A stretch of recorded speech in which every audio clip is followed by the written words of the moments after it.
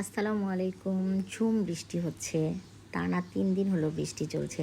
তাহলে খিচুড়ি না খেলে কি চলে? তাই আজ বাসায় দুপুরে খিচুড়ি আর গরুর গোশত রান্না করছি।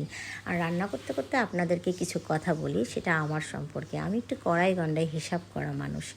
কেমন?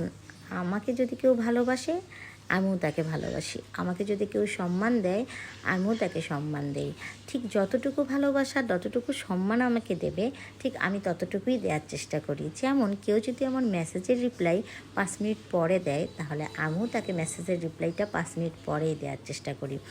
আসলে দুনিয়াতে এমন একটা ব্যাপার তৈরি হয়ে গেছে যে মানুষ খুব সহজেই মানে মানুষকে ছোট করতে পারলে বা অসম্মান করতে পারলেই যেন বেঁচে যায়। তাই এই হিসাবটা আসলেই করে চলা উচিত আমার কাছে মনে হয়। যে যতটুকু গুরুত্ব দিবে আমি তাকে ততটুকুই গুরুত্ব দেওয়ার চেষ্টা করি। আমি সব কিছুই মনে রাখি, আমি মাফ করে দেই, কিন্তু আসলে আমাকে দেওয়া কষ্টগুলো আমি কখনোই ভুলি না। আমার সব সময় মনে থাকে। আর একটা জিনিস কি, জীবন অনেক কিছু শিখিয়ে দিয়েছে। ছোট ছিলাম, অনেক কিছু বুঝতাম না। বড় হতে হতে অনেক কিছু বুঝে গেছি। আসলে কথা বলতে বলতে আমার কিন্তু খিচুড়ি রান্না হয়ে গেছে।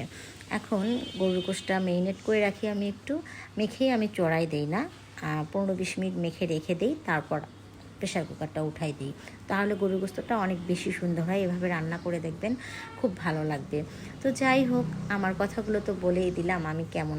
আপনারা সবাই ভালো থাকবেন, সুস্থ থাকবেন। আমার ভিডিওটা ভালো লাগলে লাইক, কমেন্ট, শেয়ার করবেন। সবাই সবাইকে সাপোর্ট করলেই কিন্তু এগিয়ে যাওয়া সম্ভব, সেটা সব ক্ষেত্রেই।